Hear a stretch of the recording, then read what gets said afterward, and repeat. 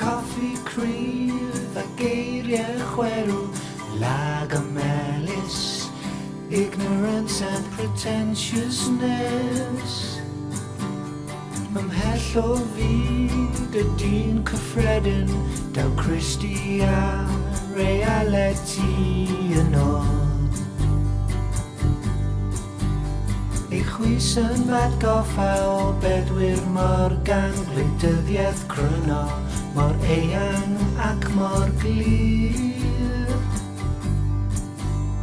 O endistawrwydd, a wedyn gynestrwydd, a chlai drws cefn, ac agor y ffridge, a gwagder yng ni'n dau.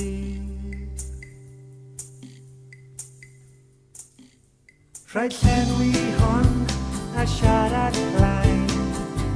Hei bo, ti'n yngharu i, mae drws yn agor, mae Christi'n canu, ydw rwy'n dy garu di, ydw rwy'n dy garu di, ond mae bwyd yn fwy na chariad, mae rhannu yn rhan o fywyd ac mae cariad yn golygu rhannu. Wel dyna ni, rwy'n dy garu.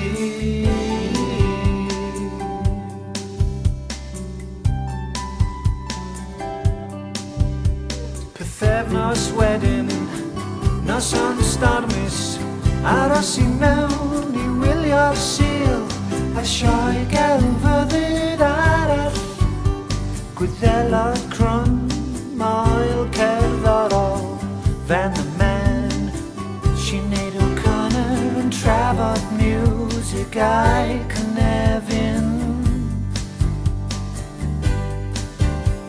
Y Cymru adre yn y coleg, yn yfed Guinness, y freuddwyd utopian.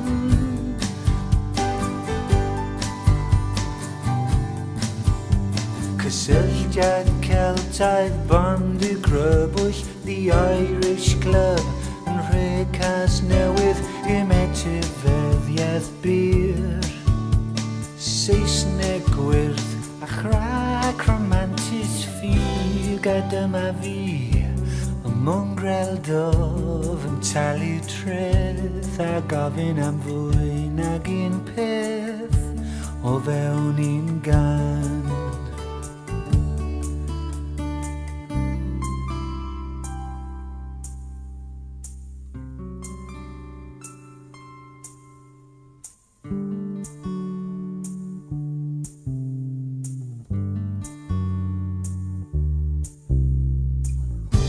A chwarae teg i Christi Moore, Gwyddel Crif, cwltydd statws yn herio'r norm, a propaganda glas.